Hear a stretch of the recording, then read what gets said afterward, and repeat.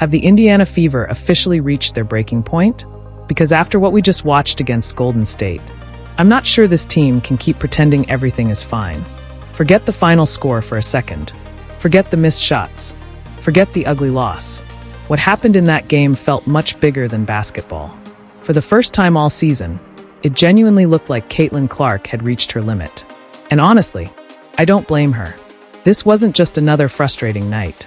This wasn't simply about a bad shooting performance.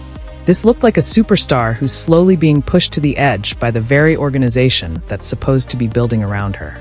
The body language, the frustration, the refusal to acknowledge her head coach after getting subbed out, the emotional explosion after another obvious no call.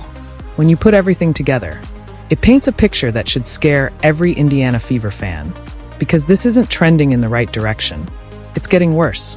And unless something changes very soon, I honestly think we're heading toward a situation nobody in the WNBA wants to deal with. Now, before anyone says I'm overreacting, let's be fair. Caitlin Clark didn't play a great game. She struggled shooting the basketball. She missed shots she'd normally make. Nobody is arguing otherwise. But here's the difference. Last season, even when Caitlin couldn't buy a bucket, she still completely controlled games. She created offense. She pushed the pace. She got everyone involved. She manipulated defenses. She still impacted winning. Why? Because the offense actually ran through her. The ball stayed in her hands. She played instinctively. She played fast. She played the style that made her the biggest star women's basketball has ever seen. Now compare that to what's happening under Stephanie White. If Caitlin isn't scoring, what exactly is she allowed to do? Her assist numbers have dropped. The transition opportunities have disappeared. The read and react offense that made her so dangerous has practically vanished. Instead, everything feels slow. Everything feels forced. Everything feels scripted. And the result? One of the most creative players on the planet suddenly looks ordinary. That's not because she forgot how to play basketball. That's because the system is taking away everything that makes her special. And somehow, we're still hearing about these ridiculous minute restrictions. Seriously, can somebody explain this to me? Because I can't. We've reached the point where it honestly makes no sense anymore. If she's healthy enough to play her. If she's injured, rest her. But this weird middle ground where she's supposedly on limited minutes, yet somehow ends up playing almost the entire fourth quarter when the game is still alive. How does that make any sense? If the restriction is real, why was she out there nearly the entire final period? If it isn't real, then why keep talking about it? The whole situation feels completely inconsistent. And here's something that really stood out. Did anyone notice the minutes distribution? Not a single Indiana Fever starter played more than 26 minutes. Except one player, Kelsey Mitchell. She logged 35 minutes. 35. Everyone else was sitting. She wasn't. Even when the game had already slipped away, she stayed on the floor. And what happened? She kept shooting. She scored enough late points to finish with another 20-point game. Just enough to keep her streak alive. Now here's my question. Since when does Stephanie White care about personal milestones? Because I don't remember her ever leaving Caitlin Clark in games just to chase statistics. I don't remember her helping Caitlin secure a triple-double, or a double-double, or extending one of her streaks. I don't remember any of that. But somehow, Kelsey Mitchell stays in during garbage time while everybody else heads to the bench. That's interesting. Very interesting. And look, I know Kelsey Mitchell can score. Nobody is denying that. When she's hot, she's one of the toughest shot makers in the league. But basketball isn't played on one end of the floor. And it isn't played one-on-one. Too often, the ball stops moving when it gets to her. Dribble, head down, shot. Meanwhile, Caitlin Clark is standing wide open. Again, it's become impossible not to notice. Then on the defensive end, things don't get much better. So if the jumper isn't falling, what exactly is she giving you? Because basketball is about winning, not chasing scoring averages, not protecting streaks, winning. And right now, this roster doesn't look like it's built around maximizing its franchise player. It looks like it's asking its franchise player to adjust to everybody else. That's backwards. Every successful organization builds around its superstar, not the other way around. Which brings us to the bigger picture. Because this isn't just about one bad game. This isn't even about one bad season. This is about the future. Next offseason becomes massive. Caitlin Clark will become eligible for the kind of extension that changes everything. Indiana is going to have decisions to make. And Caitlin is going to have decisions to make too. Because if this relationship with the coaching staff keeps deteriorating, why would she commit long-term? That's the uncomfortable conversation nobody wants to have. But it's becoming harder to ignore. And then something else crossed my mind while watching this game. It reminded me of one of Vince Lombardi's most famous coaching philosophies. Lombardi used to say, "I don't care if the other team knows what's coming. If we execute it better than they can stop it, it still works." That's greatness. That's confidence. That's coaching. So let me ask you this. If everyone knows Caitlin Clark and Aaliyah Boston running the pick and roll is your best offensive weapon, why aren't you running it? Who cares if the defense expects it? Every team knows Steph Curry is going to shoot threes. They still can't stop him. Everybody knew Michael Jordan wanted the ball at the end of games. Nobody said, "Well, the defense expects it, so let's do something else." That's not how great teams think. That's not how great coaches think. You lean into your strengths. You don't abandon them. Yet Stephanie White has openly talked about opposing teams expecting the Caitlin-Aaliyah pick and roll, as if that's somehow a reason not to use it. No, that's exactly why you perfect it. That's exactly why you keep running it until opponents prove they can stop it. Instead, Indiana has shelved one of the most effective actions in women's basketball. And honestly, I still can't understand why. Because every game that passes, it feels less like experimentation and more like self-sabotage. But here's where things go from frustrating to genuinely concerning. Because I don't think we're just watching a struggling basketball team anymore. I think we're watching a relationship completely fall apart in real time. And the biggest evidence came during the third quarter. Caitlin Clark finally started finding a rhythm. The Fever had cut into the deficit. The offense actually had some life. The crowd was getting back into the game. For the first time all night, it felt like Indiana had a chance to make one final push. Then, Stephanie White pulled her out. Immediately, you could see the frustration explode. Caitlin slammed the scorer's table. She walked toward the bench without saying a word. Stephanie White reached out for the usual handshake, and Caitlin never acknowledged it. She looked the other direction and kept walking. Now, could she later say she simply didn't see the hand? Sure, that's probably exactly what she'll say, because that's who Caitlin Clark is. She doesn't like creating headlines. She avoids controversy whenever possible. But watch the moment carefully. That wasn't normal frustration. That wasn't simply being upset over missing shots. That looked like someone who had finally reached a breaking point. And honestly, can you blame her? Think about everything that's happened this season. She's dealing with constant minute restrictions. She's playing in an offensive system that minimizes her greatest strengths. She's watching possessions die because the ball never comes back to her. She's getting hit every single night with very little protection from officials. And when obvious fouls happen, who's standing up for her? Because I honestly don't see it. Then came the play that, in my opinion, changed the entire atmosphere of the game. Caitlin attacked the basket. She absorbed heavy contact. There was grabbing. There was body contact. There was enough contact that almost every superstar in basketball gets that whistle. No call. Play continues. She gets up limping after taking a knee directly into the thigh. Still, nothing. No whistle. No review. Nothing. At the next dead ball, she completely lost it. Not just arguing, not just complaining. She exploded. She was screaming, throwing her arms around, visibly furious. And here's what stood out to me. I don't think that reaction was only about one missed foul. I think that moment represented weeks, maybe months, of frustration finally boiling over. Sometimes people don't explode because of one thing. They explode because one small moment becomes the final straw. That's exactly what this looked like. The missed call wasn't the entire issue.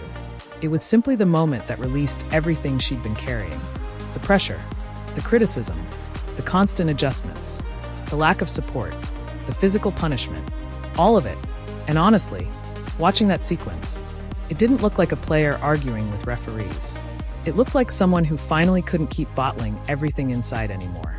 That's a completely different conversation, because basketball problems can be fixed. But once trust between a player and coach starts disappearing, that's much harder to repair. And that's what concerns me most. Look at Stephanie White throughout this season. How often have we seen her publicly defend Caitlin Clark? How often has she challenged officials after obvious missed calls involving her biggest star?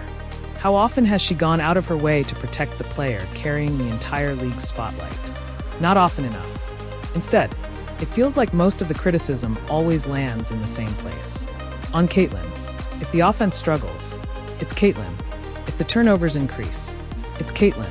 If the pace slows down, it's Caitlin. Eventually, that wears on any player, even the strongest ones. And here's something fans need to understand. Confidence isn't permanent. Even the greatest athletes need an environment that allows them to succeed. When coaches believe in players, players play freely. When they start questioning every decision, players hesitate. You can actually see it happening. The fearless Caitlin Clark we watched in college. The player pulling up from 30 feet without hesitation. The player throwing impossible passes. The player controlling every possession. She doesn't look like that anymore. Now she second-guesses herself. She gives the ball up earlier. She looks over toward the bench after mistakes. That's not the same player. Talent doesn't disappear overnight.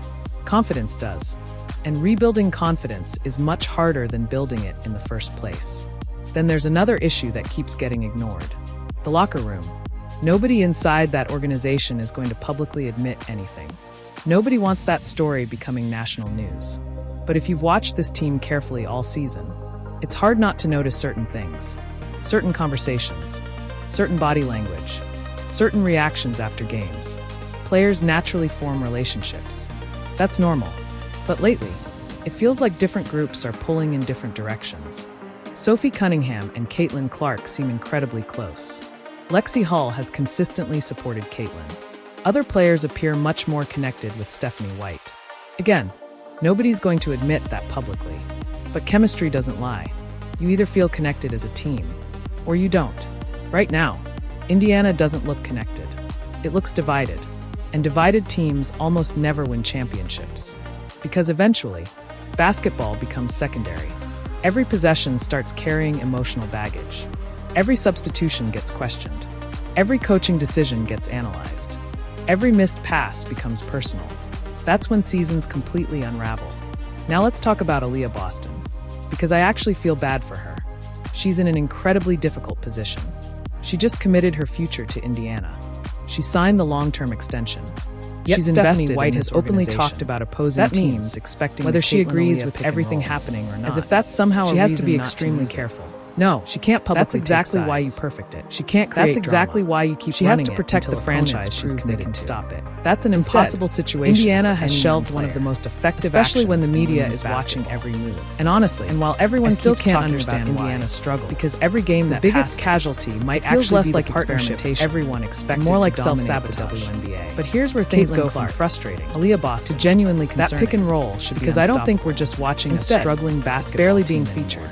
How does that happen? Watching a relationship? How do you ignore your biggest strength in real time? Every game that passes, the biggest evidence, the questions only get louder. Caitlin Clark somebody inside the organization finally addresses. The fever had cut into the those questions aren't going away. The offense actually had some life. Now here's where this story takes another turn. For the first time all night, it felt like Indiana had a one bad stretch, one final push. You're missing the bigger picture. Stephanie about what happens next. Immediately, because from where I'm sitting, see the frustration. It feels like we're moving toward an inevitable ending. The scorer's table. The only question is, she walked toward the bench. What does that ending actually look like? Stephanie White finally admits something isn't working, and Caitlin never acknowledged it. Does Stephanie White somehow survive while Caitlin Clark simply checks out? Could she later say she simply didn't see the hand? Or, sure, and this is the scenario exactly what wants to imagine. Because that's who Caitlin Clark eventually decides she doesn't like creating headlines. Because let's be honest, she avoids controversy. Franchise players don't stay unhappy forever. But watch the moment carefully. History has shown us that wasn't normal frustration. Eventually, that wasn't simply being upset over missing shots. Now, I'm not sitting here saying like someone who had finally reached a breaking point. There's absolutely no evidence. Can you blame her?